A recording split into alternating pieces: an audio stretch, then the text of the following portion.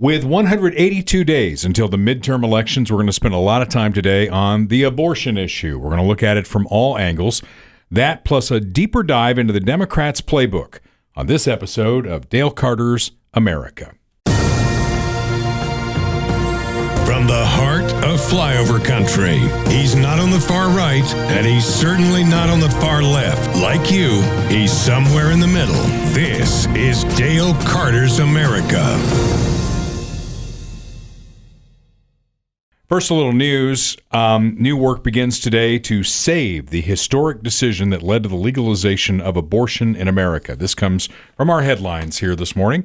Senate Majority Leader Chuck Schumer will start the process for Wednesday's vote to make Roe v. Wade a federal law. The move comes before the Supreme Court aims to overturn the case. We're going to dig into that a lot deeper on this episode of the podcast. Russia's leader says he had no choice but to invade Ukraine 10 weeks ago. No choice. Were they threatening him? Were they massing troops on the Russian border? Well, I think his argument is that NATO has been advancing, after they said they wouldn't.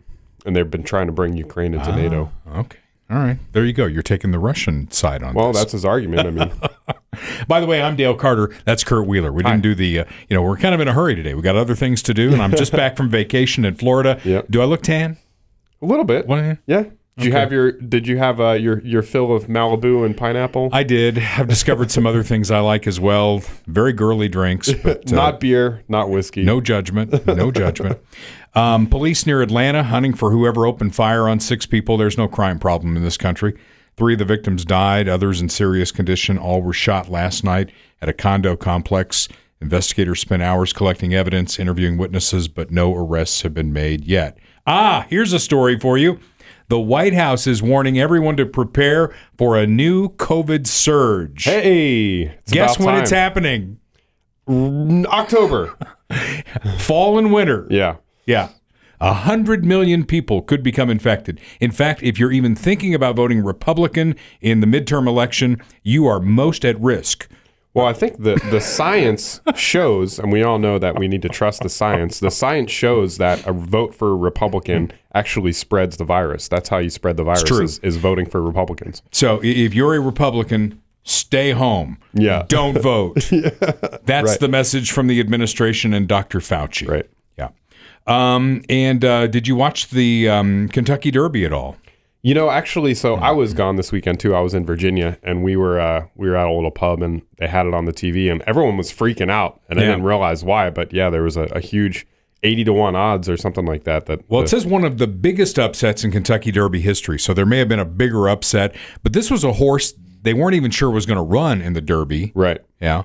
And then was a last minute, okay, let's throw you in for the field. Right. Right. I think there may have been one that dropped out and this horse got the nod or something like that. 80-1 odds. Rich Strike, the winner of the Kentucky Derby.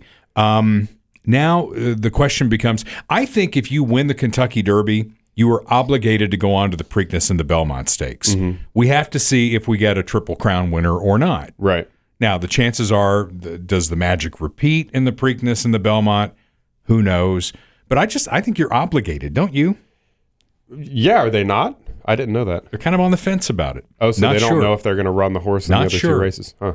Interesting. Yeah. Well, the fact that I'm still here, it's Monday and I'm still here, shows you that I, in fact, did not place a bet on Rich Strike for the Kentucky Derby. So. Well, 80-1, depending on how much you put down, it could have been a big payoff. I know, that's what I'm saying. How much would you put down? I mean, I'm a $2 bettor at the horse track. Yeah. It's like, okay, so that gets me $160. Not exactly going to be retirement money. Yeah. Well, hey, that's $160 you didn't have before. So. I wrote down Dave Chappelle because while I was gone, he got attacked on stage. Mm-hmm. Any thoughts on that? Not really. I mean, it was just kind of funny more than anything. I mean, obviously, it's not cool to assault somebody on stage. And I'm sure with everything going on with Dave Chappelle, him being in the news and people coming after him, he's probably got one of the best security teams in the world, So yeah. They jumped on that dude like white on bread, beat the shit out of him, and threw him in an ambulance. Be careful saying white on bread because that might be a little bit racist. You don't want to. Would it be better if I said black on bread? or rye or pumpernickel or something like that, I suppose. I guess. I don't know. Yeah. Okay. So then Chris Rock comes out and says, was that Will Smith? Yeah. I mean, there were some funny things that happened along these lines. Oh, well. So we'll move on. We want to say thank you and hi again to our good friend Bob Watson, State Farm agent. He listened to the first episode of the podcast that he was an official sponsor of, and here is his review. Oh, boy. You ready for his review? Let's check it out. Hi, Bob. Bob's a good friend. Really enjoyed the latest podcast. He wants us to know, because we asked the question, can he be an insurance agent beyond Blue Springs? Because he's been in Blue Springs for a very long time, 48 years as an agent in Blue Springs. He says, also, I am licensed in Missouri and Kansas. I have clients in St. Louis, Jefferson City, Columbia, St. Joe, also in Salina, Hayes, and Goodland in Kansas, and all over Johnson County. He says, most of my clientele is Blue Springs, Lee Summit, Independence, Grain Valley, and Oak Grove, but I can write anywhere in both states. Wow. Hayes, that's a long ways out. That is a long way out there. So if you're looking for an insurance guy, my guy is Bob Watson. He's been my guy for like 27 years, and he's got Jake from State Farm. He's got Patrick Mahomes on the team, and surprisingly great rates. Surprisingly great rates, yeah. And I've got a way to tie Bob into the kicker at the end of the podcast. No, Bob, this did not happen to me, but it's a true story, and I would have called you had this happened to me. I'm really liking this Bob Watson sponsorship because we're going to get all of the juicy Dale stories from back in the day. So this is great. All right, we move on to the elephant in the room, which is the abortion issue, which is obviously front and center now. Before we get to that, I wish my mother a happy Mother's Day. My mom was a teenage mom. She was 19 when she had me. And I've written some of this in my book, which was kind of cathartic, and I'm about 32 chapters into the book, so still a long way to write. But looking back at my own childhood and in conversations with my mom, she married a guy in the band, did it kind of to get back at her parents because they were very strict Catholics and all that. And my mother was 18 when she married my dad and immediately got pregnant. He was in a band, and she tells me that immediately he put pressure on her to have an abortion. Did the same thing with my brother 2 years later. So ultimately, that marriage did not work out. Big surprise, big shock. But on Mother's Day yesterday, I reached out and I wanted to thank my mom because as a teenage mom, she probably had a choice, right? Yeah. And her choice was to have me. And then when you think about that, when you drop a pebble in the water and all the extensions that come out of that, 4 sons would not have been born had my mother made another choice. So far, 4 grandchildren, 2 boys and 2 girls, would not have been born without my mother. So without getting into a lot of the, the hyperbole and everybody's hair on fire, I just wanted to take a moment to say thank you to my mom for the choice that she made. Yeah, absolutely. And just to extend that more broadly speaking, I mean, everyone who is engaging in this debate on abortion has the privilege of being born, or else we wouldn't be here to have the debate. So. That was something Ronald Reagan said. I thought that was the greatest line to shut up the other side. I think all of us should have a respect for innocent life. With regard to the freedom of the individual for choice with regard to abortion, there's one individual who's not being considered at all. That's the one who's being aborted. And I've noticed that everybody that is for abortion has already been born. Yeah, this is big news. I mean, what's your take on the whole situation? I guess we should kind of break down what happened first. So yeah, well, let's back up a little bit here. There was a draft opinion written by Justice Alito. Now, as I understand it, draft opinions are fast and furious among the justices, right? They share their thoughts. This is what I'm thinking about this. This is what I'm thinking about that. Doesn't mean that's going to be the ruling of the Supreme Court. Right. And because of the need for them to be able to have this kind of conversation, it's done in secret. It's done behind the wall. This is a very rare thing. I can't even think of another one where it's been leaked by someone within the walls of the Supreme Court, and now everyone's hair is on fire. So first of all, let's address that because Chief Justice Roberts has, and he's upset about it. Yeah, absolutely. As he should be. I mean, I think you're right that this has probably never happened before, certainly not with such a momentous decision as this.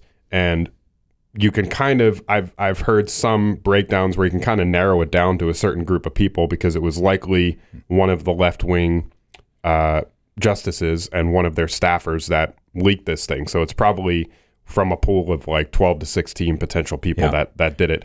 And so, yeah, they should be found and they should be, prosecuted. I'm sure that this is a crime, but regardless of how criminal it is, it's very damaging to the precedent of the court and to society for this to be set where we can just leak stuff, willy-nilly. I mean, we saw that not in the judiciary, but in the presidency under the Trump administration, there was always stuff being leaked. Yeah, and it's just not healthy for politics. To play the other side of the coin, though, it could have come from a conservative justice's staff member for the reason of locking in the votes to basically overturn it.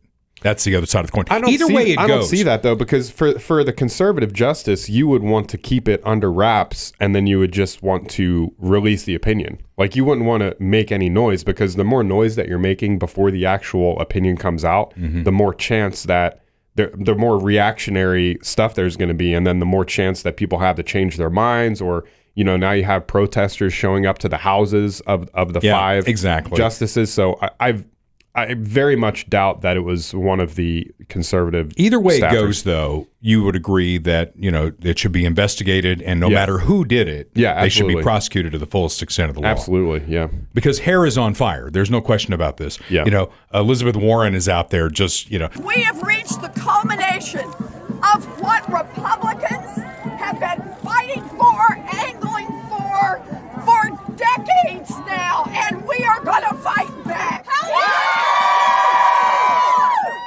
I am angry because of who will pay the price for this. It will not be wealthy women. Wealthy women can get on an airplane. They can fly to another state. They can fly to another country. They can get the protection they need. This will fall on the poorest women in our country. This will fall on those who have been raped.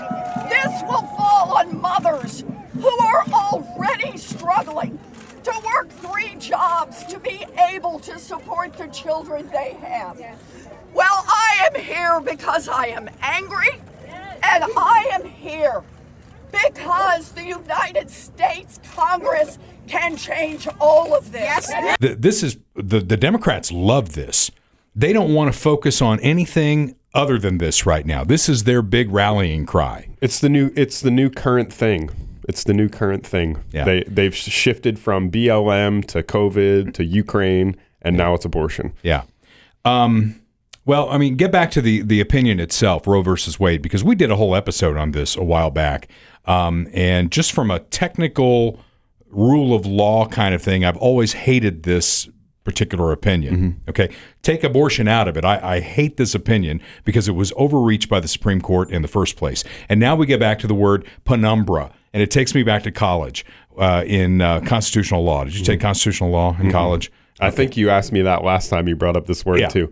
And I asked you what the word meant that last time, and I'm going to have to ask you what it means again this time. Well, they use the word to kind of craft a right for abortion, and a penumbra is kind of like a shadow. And it's like the abortion issue fits under this shadow, and then we've created this right to privacy, which is not in the Constitution. Right. And that's how we have, developed the right to an abortion. Now, Ruth Bader Ginsburg, I thought, said it best, and I'm sorry that she's not here to talk about this because she said they went too far. They should have just basically said that the Texas law that was the case for Roe versus Wade was unconstitutional, and boom, that's the end of it. The court had an easy target because the Texas law was the most extreme in the nation. Abortion could be had only if necessary to save the woman's life. Doesn't matter that her health would be ruined, that she was the victim of rape or incest. I thought Roe v. Wade was an easy case, and the Supreme Court could have held that most extreme law unconstitutional and put down its pen. Instead, the court wrote an opinion that made every abortion restriction in the country illegal in one fell swoop. And that was not the way that the court ordinarily operates. That would have sent it back to state legislatures. They would have had the debate at the state level, and they would have crafted law. Some states would be more permissive with abortion. Other states might ban it completely. Yeah. But what the Supreme Court did was they created law, and they created code, and they created, you can do this, you can do that, and they went way too far. And this thing has been brewing since, 1973? Yep. That's when the opinion was, Yeah. So would it be a big shock if it was overturned? Not at all. No, I don't think so. And I mean, I think I've been clear about this, but I think that should be overturned, but both for the reasons that you mentioned, the sort of procedural court reasons, and then also for the reason of abortion being immoral and the murder of an unborn baby, which we can get into. But, and people have all kinds of misconceptions, and it's really interesting to see the hair on fire reaction that you're talking about. I mean, people are coming out, oh, it's the Handmaid's Tale. Eric Swalwell made a tweet where he said, you think they're going to stop at abortion? They're going to make interracial marriage illegal. They're going to, do all this stuff. I know, it's so crazy. ridiculous, man. And it's like, people don't even understand that this just takes it back to the states, and sure, there are going to be a lot of states, Missouri included, that will probably outright ban abortion. But then you're going to have other states like California and New York. They'll take it the other way, and they'll make it even more Partial birth abortion. Yeah, I mean, they'll have the baby comes out, and you can decide what you want to do with it. So, and that is just crazy. Yeah. And there are a lot of moral implications that go with this. And I saw something this morning from the Jewish faith, and I didn't know this. Jews consider they don't consider a child until they are born. So the Jews, as I understand this story, would allow abortion all the way up to term. Oh, that's a bummer. Yeah. So, I mean, there are a lot of different ways to do this. And I remember when John F. Kennedy was president, there was a lot of misgivings about John F. Kennedy because he was the first Catholic president, that he would follow the rule of the Pope rather than the laws of the country.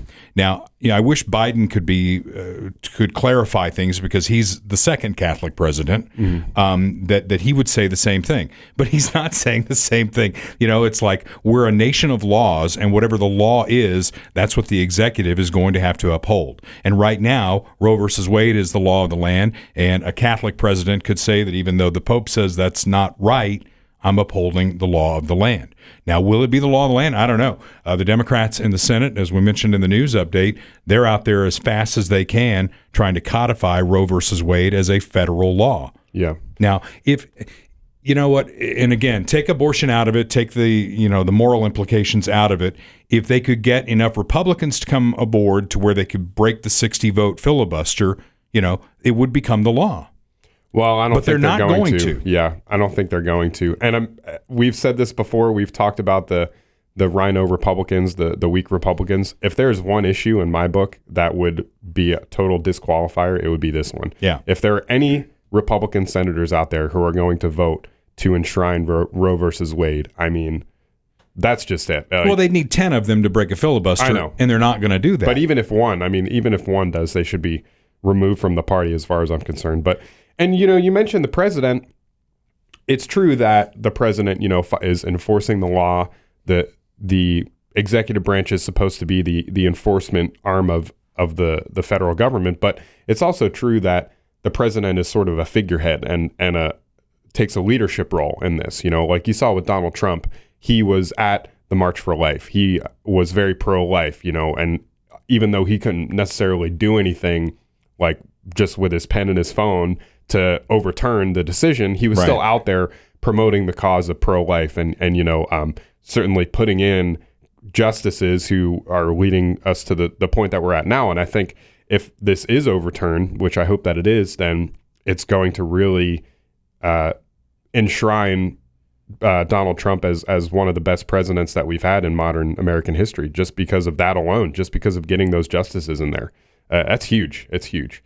Well, you mentioned Swalwell saying that this is the first step and now interracial marriage is going to be illegal and yada, yada, yada. They're also saying that this means that we need to put 4 liberal justices on the court right now. Right. I mean, I have never seen a moment, and there have been a lot of hair on fire moments from Democrats. I've never seen their hair as on fire as it is right now. Yeah, and it's just crazy, man, because it's for one of the most immoral things that we're doing in our country, if not the most immoral thing. I mean, this is my opinion. Not speaking for you, but I view abortion as American genocide. We've killed 62 million unborn babies since Roe versus Wade. I don't think that we have the capacity to morally hold a candle to any other society if we're going to continue to do that. And the fact that the left is coming out so vehemently in opposition to getting rid of that, it's like, why? Why are you so gung-ho on abortion to the point of birth? You know, it's like, it's just this weird thing, you know, and I don't know where it comes from. I mean, I'm getting back into my faith a little bit. It's certainly not a religious thing. My pro-life stance has never had to do with religion at all. But viewing the opposition to it, it's very weird. It's like quasi-demonic, like child sacrifice type stuff. I mean, it's just really strange to me. I can't figure it out. God killed his son. Why can't I? God murdered his son on that piece of shit wood. Come outside. We will not go back. I see you, buddy. We will not go back.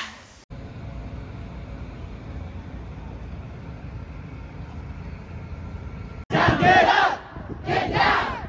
St. Louis is an abortion town. Get up, get down. St. Louis is an abortion town. Thank God for abortion. Thank God for abortion.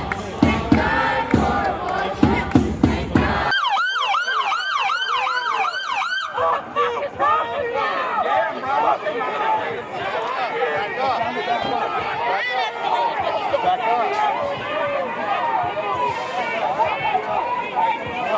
Back off. You don't do that.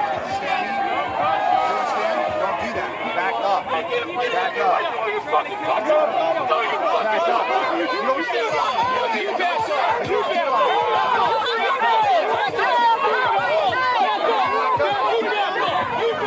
Back up. So where, and these are the discussions that are going to take place, but where does life begin?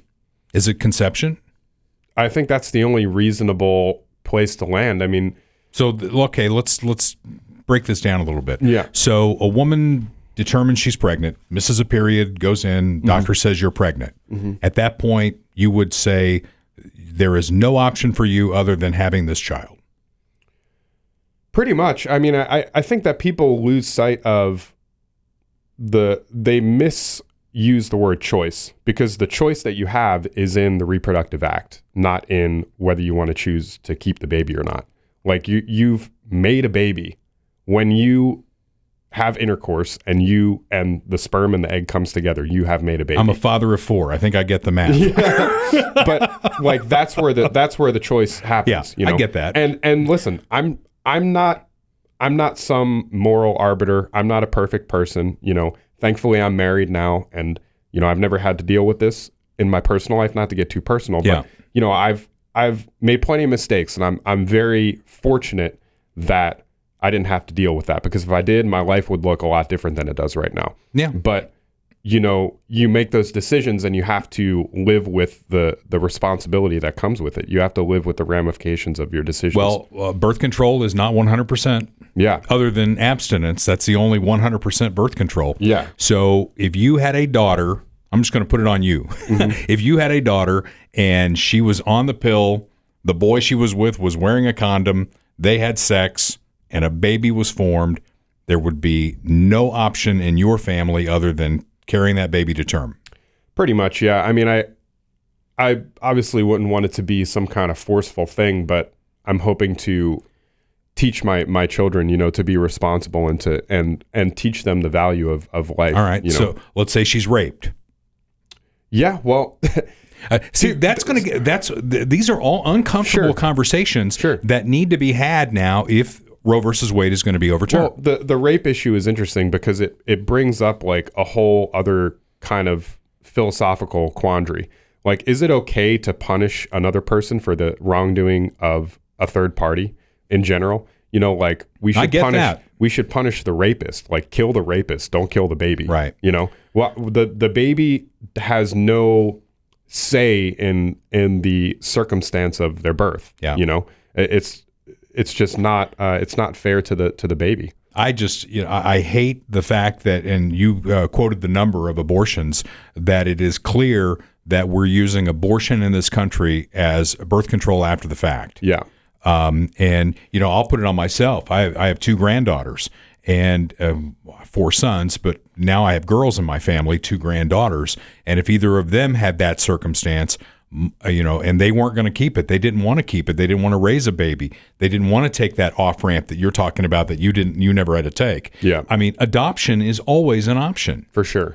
There's a long list of people out there. I mean, you know, the clinics are full of parents out there who are spending thousands of dollars on fertility treatments who would take that baby and love it and raise it as their own. 100%. 100%. And, you know, just to return to that other thing too, I mean, there's so much that you can do to protect the baby. And it's not even like we need to completely ban abortion right away. I mean, my position the whole time has just been we need to do something. We need to start moving the needle in the other direction. Well, you know why it got to this point? Because all the way back to Reagan, and even before that, when Roe versus Wade was decided, the right has always said that their goal was to get rid of that thing. But the reason that I think we've gotten to this point is because the left has taken it so far, to the point where, you know, partial birth abortion, they're okay with when the baby's head comes out, a doctor sticking scissors into the back of its neck and killing it. Yeah. That's murder. Yeah, absolutely. Absolutely. And that's why we're here. I think that applies to a broad majority of abortions. You know, I mean, it's not medical. It's not because there's complications in the pregnancy. It's because, can't be that many if it were. Yeah, it's not because of rape or anything like that. Yeah. It's because the woman or the father doesn't want the baby and they just get rid of it, you know, and that's just unacceptable. It's unacceptable. And the left, going into this midterm election in 182 days, they want you to believe that if Alito's draft opinion becomes the will of the Supreme Court, that immediately abortion in this country is illegal 100% of the time. And that's not true.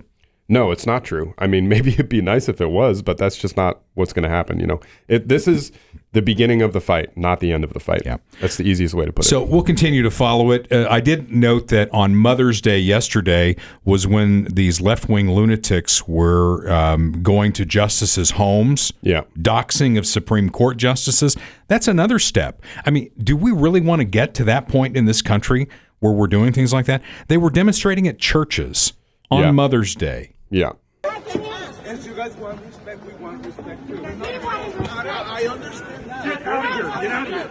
You're disrespectful. You know what? I understand. I understand. We are with you. But there's more. This is so disrespectful. It's unbelievable, and that's where I get into, not to get, you know, too crazy with it or whatever, but that's where I get into the sort of weird, like, where is this coming from, you know, because it's so just evil, like, on its face, and I can't possibly understand it. And I want to say something else too before we move on, because, you know, the common retort from the left is, well, if you're not a woman, you can't possibly have an opinion on this, you know, men just shut up. That's like all over my Facebook feed, you know, it's men shut up, this is time for women to speak. Well, first of all, what is a woman? Because now that's a great question.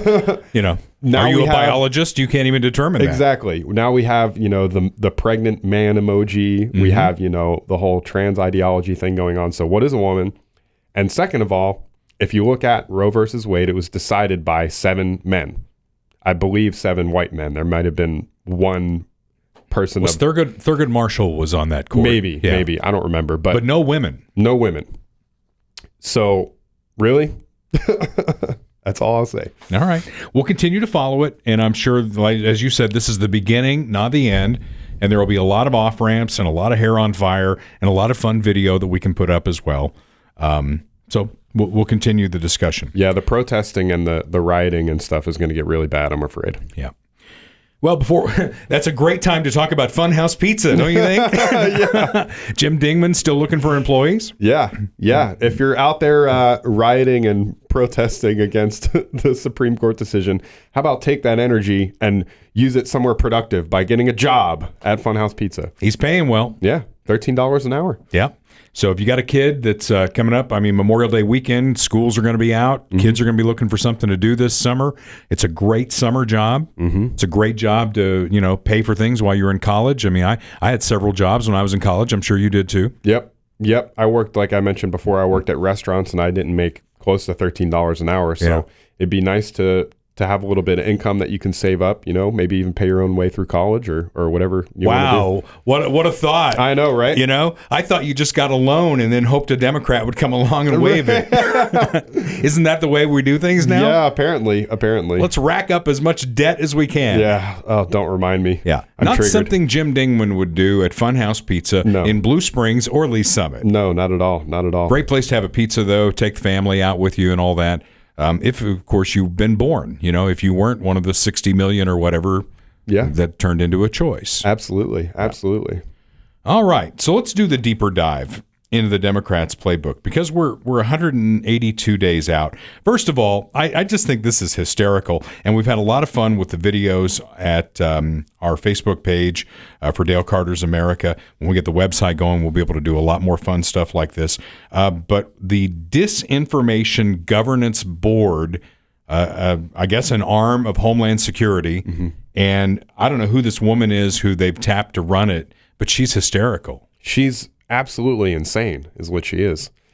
Laundering is really quite ferocious. It's when a huckster takes some lies and makes them sound precocious by saying them in Congress or a mainstream outlet. So disinformation's origins are slightly less atrocious.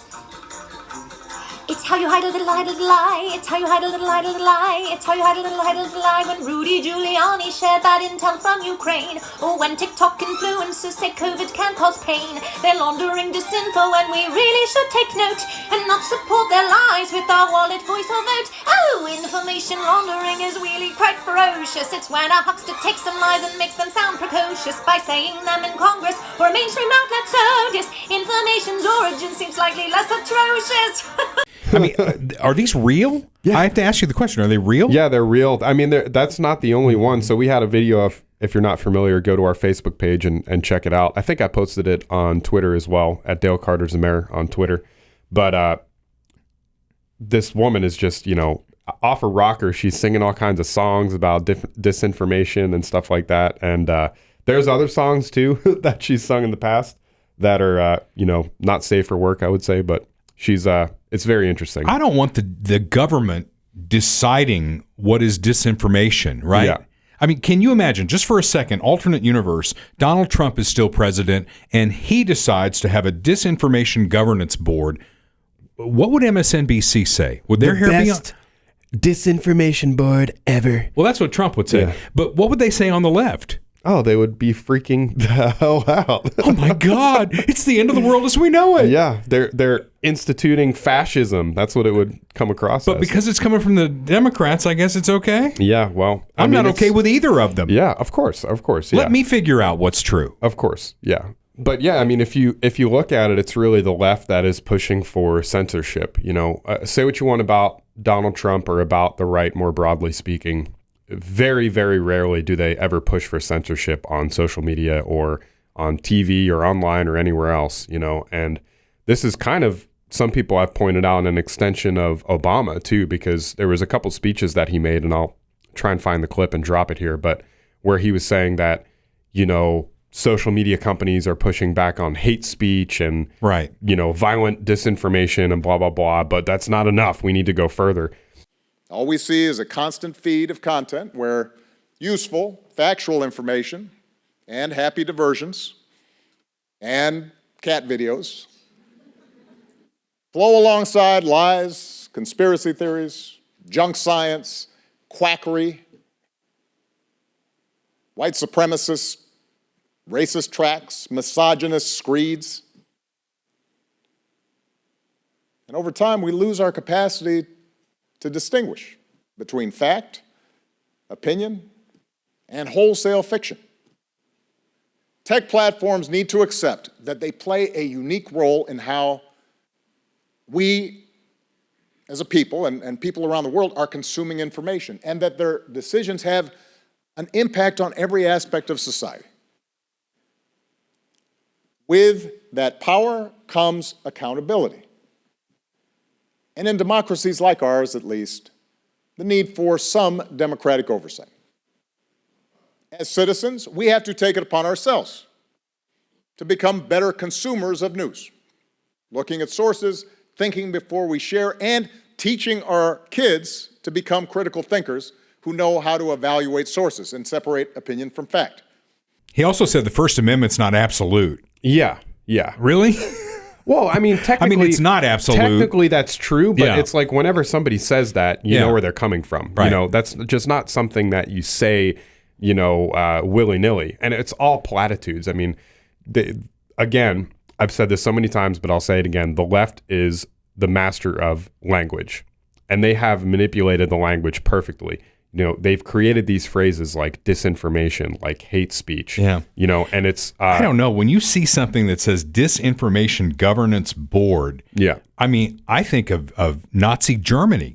Yeah. You know, they had Joseph Goebbels, who would have been perfect as the, person who headed up the Disinformation Governance Board. I don't want the government in this. Yeah, it's the Ministry of Truth. It's Orwell, 1984. Exactly. Textbook. Exactly. Yeah. I don't know. I look at this and I'm like, really? Am I living in the United States of America? Yeah. We'll see how far it goes. I mean, it's just more reason to push back in the culture war and more reason to elect conservatives. Lop off Bernie Sanders and AOC and that wing of the nutty party here. Let's talk about the 85% of America that is not on the loony left. Can you find anybody who would agree that this is the right thing to do? Are the Democrats really trying to run this thing into a pier? Because it would appear that with every decision they make, it's like they're almost trying to lose. I would bet that most people might not know about it, or at least not be shown what this means. You know, they don't understand that this is like literal control of information and censorship. You know, people probably don't think about that. They're thinking about gas prices, Ukraine, the broader stuff, now Roe v. Wade. And if you look at the way that Jen Psaki, who is now gone, by the way. She's at MSNBC now. That's a perfect fit. Yeah. And the administration, broadly speaking, has kind of spun this. You know, you had people bringing up questions like, isn't this problematic that you have a disinformation governance board? And they're like, oh, no, it's no big deal. You know, just kind of glossing it over. It's very standard practice. We're just making sure that there's no violent calls to violence on social media, blah, blah, blah, which is obviously not true. So I think that probably for the majority of Democrat voters, it's not an issue to them and it's not really on their radar. That's what I would guess. Well, we'll keep watching this and any more fun videos we have with the new, I don't even know what her name is. She's like this scary looking woman, though, who's doing these videos. Jankowicz or something like that? I don't know. I saw this on Facebook, and I'm not going to swear that it's true, but it does bring up a good question. It's a picture of Clint Eastwood, so it's a quote attributed to him. I don't know if he made the quote or not, but the quote is, if you could reason with a Democrat, there wouldn't be any Democrats. Now, I don't know if Clint Eastwood said that or not, but it raises a great little talking point here for us. If you could reason with a Democrat, there wouldn't be any Democrats. I mean, think about what their core values are. The core values right now of the Democrat Party, they are spend as much money as you can print, hold your hand from cradle to grave. I mean, what else do they have? Abortion. Yeah. Outsourcing American influence to globalist elites. If you could take off your, I'm a right-wing Republican nut job, which is what they think of us, what positive things are they promoting? Well, I mean, I think steel man, if that's what you're asking me to do. I mean, I think that Democrats are looking at things like free health care, like student loan forgiveness, like climate change, and they're kind of following this idea that the Democrats care and are going to do something about these things, and that the Republicans are, mean and racist and all this stuff. And have all the money. And, at their core, it's like, if we can only take some money from these rich guys and sprinkle it down to you, life would be just perfect. And it's interesting you mentioned the money thing, because that really has changed. And I think that's one of the more interesting shifts that has happened politically, because I'm sure, maybe you can reflect on this, but like in decades previously, it seemed to be that way, where like the Republicans were the fat cat, business owners and CEOs and things like that. And that seems to have really shifted. I mean, if you look at the political donations, and just in terms of the monetary amount that is being donated from unions, from CEOs, from media types, there was a graph that I found last week that showed all of the major media networks and the percentage of political donations, and it was like 95% Democrat, 80% Democrat, 92% Democrat. And so I think that it's really shifted in recent decades, maybe even in the last 10 years, where it's now like almost the reverse, where the Democrats are the Bill Gateses and the Jeff Bezoses of the world that are really pulling the strings in terms of the money. And the Republicans, I think, especially with Donald Trump, now have more of that kind of grassroots, blue-collar appeal that may have been belonged to the Democrats in decades previous. Well, Democrats, they've been running that play forever, that somebody else has something that you don't, and that's not fair. I mean, we've talked about that from the Democrat playbook for a long time. I just, I've never been that way. I'm not wired that way. I'm not wired to worry about what somebody else has and I don't have it, and that's just not fair.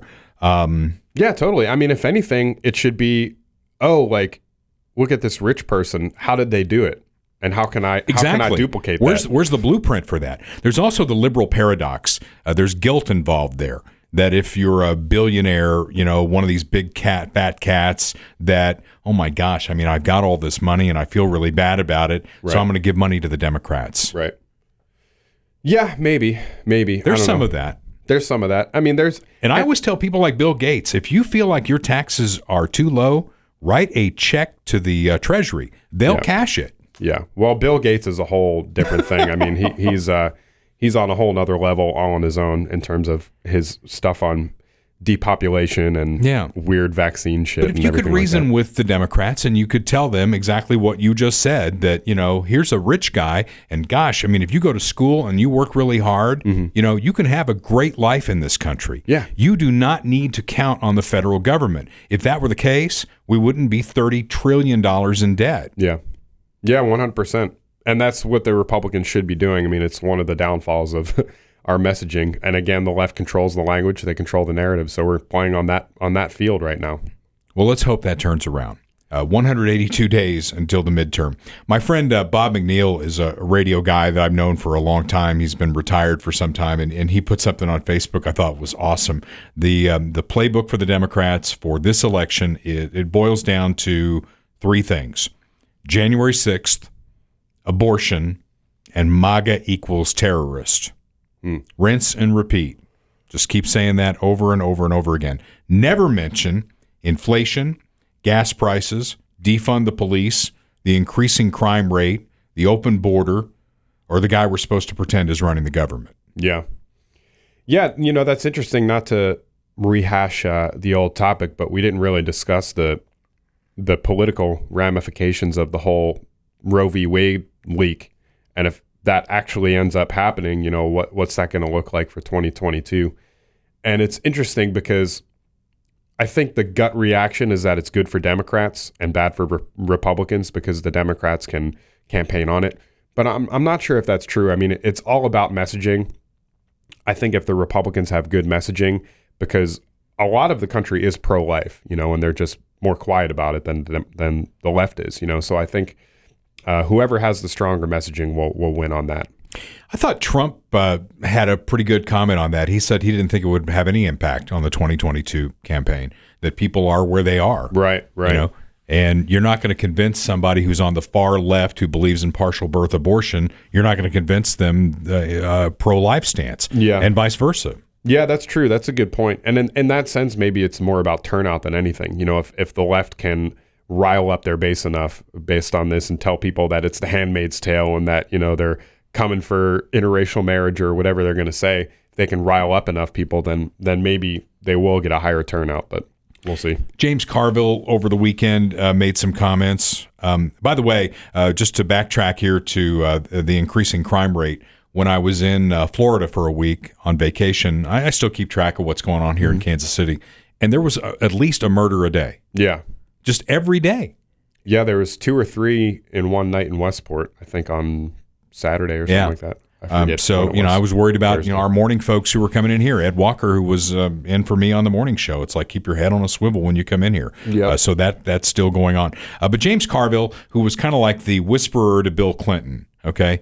He was Karl Rove to George W. Bush. Bill Clinton had James Carville. And really, I think, made him a better president after what happened in 1994. There is no saving the Biden presidency. Yeah. It is what it is, and we are counting down the days until we can get rid of that guy. And I think Democrats, a lot of them feel the same way.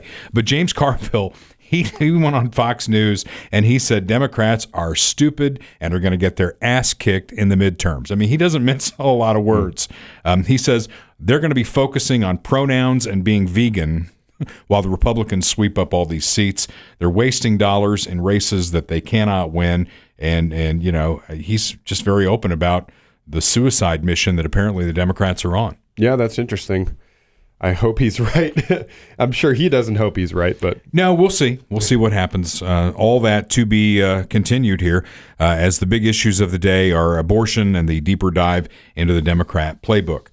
I want to wrap with this. My good friend Bob Watson, Blue Springs State Farm agent, my personal State Farm agent for 27 years. And I know there are days when he has been on the fence about whether he wanted to be my State Farm agent or not.